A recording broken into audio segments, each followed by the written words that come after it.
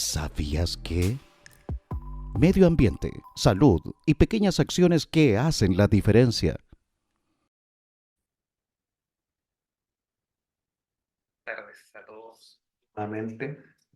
Hoy les traigo otro tema que está relacionado con el padre herido, o lo que tiene que ver con violencia, con alcohol muchas veces, con machismo, ¿ya? Porque siempre detrás de un hombre asustado hay un niño que tuvo miedo. Bueno, esta charla es una de las más difíciles que voy a dar porque vamos a hablar de algo que en muchos hogares sucede y principalmente en las zonas rurales, ¿ya? Es como una realidad cotidiana y que se silencia mucho. Vamos a hablar un poquito de este hombre violento, ¿ya? Del padre que tomaba, del que gritaba, del que golpeaba, del que humillaba, el que, aquel que hacía sentir a la familia que tenía que caminar en puntillas de pies o no podía quebrar ningún huevo porque si no iba a desatar una tormenta imparable.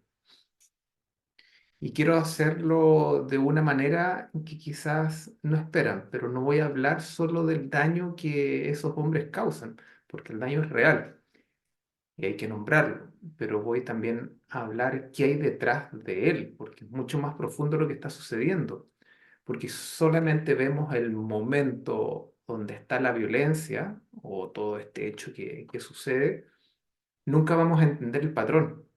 Y si no entendemos el patrón se sigue repitiendo. Ya lo hemos hablado desde las constelaciones familiares, que hay algo que busca el inconsciente de repetir situaciones iguales o similares. Se va a trasladar a otra pareja, después al hijo y así sucesivamente. ¿Ya? Entonces la idea de poder hablar de esto no es para excusar al hombre, sino más bien para que las personas puedan sanar algo que está ahí como tomado. ¿Ya? Como yo les decía, el tema desde las constelaciones familiares, esto se transmite de generación en generación, ¿ya? No porque los hijos quieran ser como el padre violento, ¿ya? A veces, precisamente, lo que más juran de pequeño, que nunca van a ser así. O en el caso de que son alcohólicos, que sea alcohólico, el padre dice, yo nunca voy a tomar. Y sin embargo, a veces a los 30 o 40 años, su propia voz gritando internamente y reconocen esto, pero al final ya lo están repitiendo de alguna forma. Tal vez no necesariamente cuando lo hablamos desde la violencia física que vivieron, pero a veces igual generan otros tipos de violencia o se violentan a sí mismos, buscan situaciones violentas. Bueno, ¿por qué pasa esto? Porque el campo familiar es mucho más poderoso que la propia voluntad. Como dicen, si yo no quiero, pero no sé, hay algo que pasa. Claro, y la familia dice, pero ¿cómo no vas a poder aguantarte? Bueno, lo que no se hace consciente, no se llora, realmente no se integra. Es decir, son muchas generaciones de hombres que no lo han podido procesar de esta forma, de una forma amorosa, llorar, debilitarse, derrumbarse, y como no está eso procesado ni integrado, se sigue repitiendo. Y no es en los genes, ¿ya? Porque recuerden que nosotros hacemos una mirada desde la epigenética, algo que está sobre la genética. Entonces, lo que no se repite, o sea, lo que se repite no es la enfermedad, sino más bien lo que se repite es un conflicto no resuelto y por consecuente las necesidades insatisfechas, los comportamientos, emociones o pensamientos, inclusive narrativas internas, ¿ya? Entonces, aquí lo que se hereda principalmente en el caso de violencia es la forma de relacionarse, ¿ya? En que uno va estableciendo inconscientemente, porque lo vimos, porque está esto colectivo que se va transmitiendo, que el hombre, ser hombre significa ser violento, si no, no es ser hombre. Hellinger hablaba de una dinámica muy específica. Dice que los hijos repiten a sus padres por amor, por una lealtad infantil, no por maldad, ¿ya? Es como decir, si el hijo se convierte en violento igual que el padre, en algún nivel inconsciente dice, si tú cargaste con eso, yo también lo cargo, así tú no estás solo. Como le decía, es una lealtad ciega, arcaica, infantil, por amor hacia el padre y que tiene un costo brutal a la larga. Y desde la bioneuromoción, la pregunta no es solo por qué este hombre es violento. La pregunta es qué conflicto interno está gritando este hombre de una manera que él no lo sabe expresar. A veces los repertorios son muy limitados. Bueno, en el campo, a mí me gusta harto hablar sobre el campo, la zona rural, sobre todo por estas cápsulas que estamos enviando aquí a un canal de Chile, a un canal del sur. El alcohol es uno de los temas más presentes y más silenciados al mismo tiempo. A veces hay familias que llevan 3 o 4 generaciones en el mismo patrón. Y la respuesta es, bueno, es que si es un borracho, así es. Y ya está como, no sé si normalizado, pero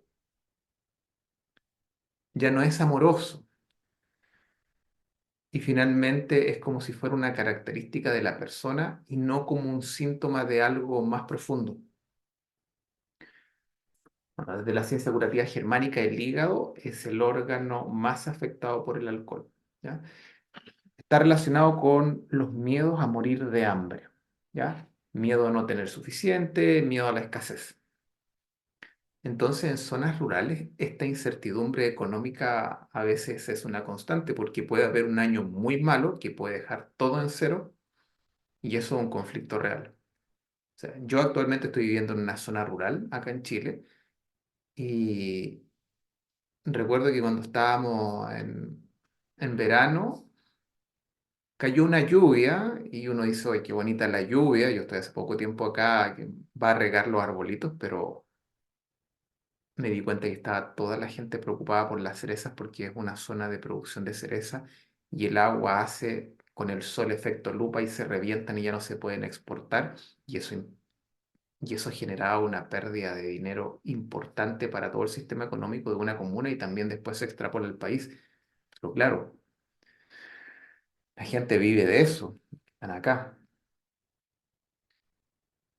Bueno, el alcohol lo que hace es adormecer ese miedo temporalmente, ese miedo a no tener que comer, y el hombre puede funcionar mucho más fácil, puede sentirse fuerte inclusive con el alcohol, puede reírse, puede hablar, todo lo que sin el alcohol no puede hacer, ¿ya? Porque el peso de sentir que tiene que proveer una familia y no lo puede hacer, pensando en este machismo que está aquí transversal, claro, no lo logran sostener. Entonces, desde el transgeneracional, en muchas familias campesinas hay historias de hambre real. Hay abuelos literalmente que pasaron miseria y bisabuelos que murieron de necesidad.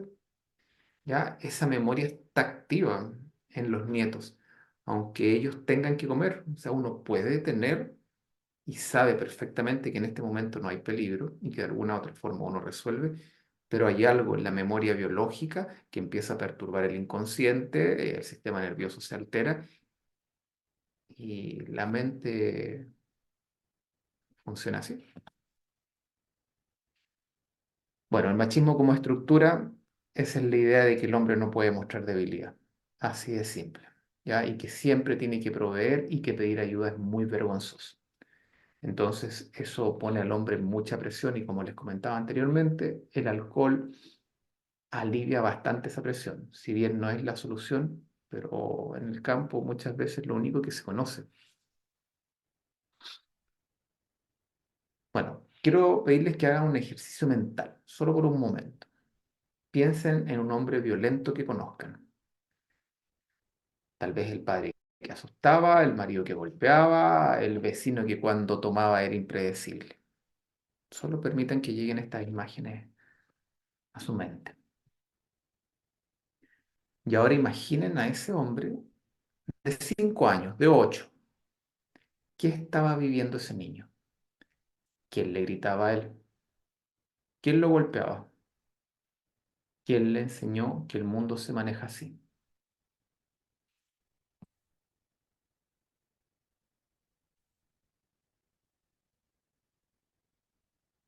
estoy diciendo que lo que hace él esté bien. Ya estoy diciendo que nadie nace violento. La violencia se aprende, se hereda, se instala en el cuerpo, ya que se aprende que esa es la única manera de sobrevivir. Entonces, desde la ciencia curativa germánica, los comportamientos de control y dominancia, extrema estamos hablando ya muchas veces, están relacionados con conflictos biológicos de territorio muy activos. Es decir, el hombre que necesita controlar todo, el que explota cuando siente que pierde el control, está reaccionando desde un sistema nervioso que aprendió que perder el control significa que efectivamente hay un peligro real. O sea, imagínense si se lo golpeaban a él de niño y él asocia este comportamiento de su padre o de su madre que él lo haya golpeado, o sea, hay peligro real y él comprende que esa es la forma de enfrentar el peligro, perdiendo el control. Bueno, insisto que esto no justifica el daño causado, pero abre una puerta porque si la violencia es un síntoma, entonces hay una enfermedad que tratar y las enfermedades se tratan, ¿ya? Los síntomas se reprimen y las enfermedades se sanan. Allá que el síntoma se reprime, cuando uno ya lo empieza a abordar, el síntoma empieza a perder su fuerza y remite. Bueno, para las personas que crecieron con un padre así, lo que vivieron no fue culpa de ustedes. Muchas veces nos sentimos culpables, los niños no saben por qué los padres reaccionan así, piensan yo soy algo malo o yo hice algo malo y se generan personalidades culpables. O inclusive después andamos buscando al culpable y a quién señalar. Y bueno, solo decirles que ustedes nunca fueron los culpables de lo que sucedió y el trabajo que les toca no es entender desde lo mental a su padre, ¿ya? Ni tampoco perdonarlo de inmediato, porque duele, sino que es entender desde un lugar mucho más profundo, entender como si esta historia que ustedes están cargando también la cargaba su papá y así hacia atrás. Y cuando uno se empieza a detener en lo que sentimos, llega un momento en que uno dice, ok, me desconecto de esto. Y tiene que ver mucho con el perdón, que no tiene que ver con perdonar al otro, sino que ya es desengancharme de la historia y decir, ok, eso es un recuerdo y en mi presente está todo bien. ¿Ya? Para los hombres que se reconocen en algo de lo que yo dije hoy, el hecho que puedan escuchar ya esta pequeña cápsula es una señal, un atisbo de que hay un deseo también de querer cambiar y todos podemos cambiar en cualquier momento de nuestras vidas, hasta los últimos días. ¿Ya? Así que yo los invito a que sepan que siempre está esta ventana abierta de que se puede ser diferente, se puede hacer diferente y esta vergüenza o estos miedos o estos hombres que se derrumban también necesitan ser escuchados. ¿Ya? La cadena se puede cortar y basta con un hombre de la familia que decida hacerlo y muchas veces lo encontramos un acto increíble y el resto quiere imitarlo. Muchas gracias.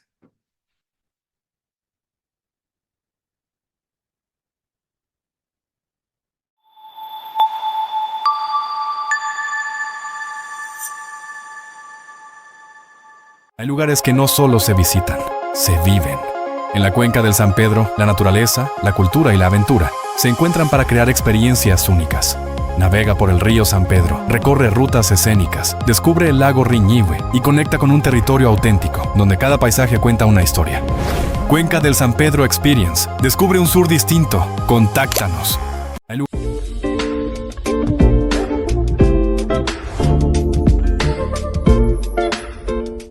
LL Channel World. Más de 20 años entregando televisión por cable e internet a nuestra comunidad. Ofrecemos conectividad de alta calidad para hogares, tanto en sectores urbanos como rurales. En el sector urbano entregamos señal estable, mayor velocidad y soporte cercano para nuestros clientes. También llegamos a sectores rurales como Las Lajas, El Cuatro, Quilmes y Quinchilca, llevando conectividad donde más se necesita. Nuestro compromiso es brindar un servicio confiable y cercano para nuestra comunidad. LL Channel World. Conectamos hogares y comunidades. Súmate a nuestra red de conectividad.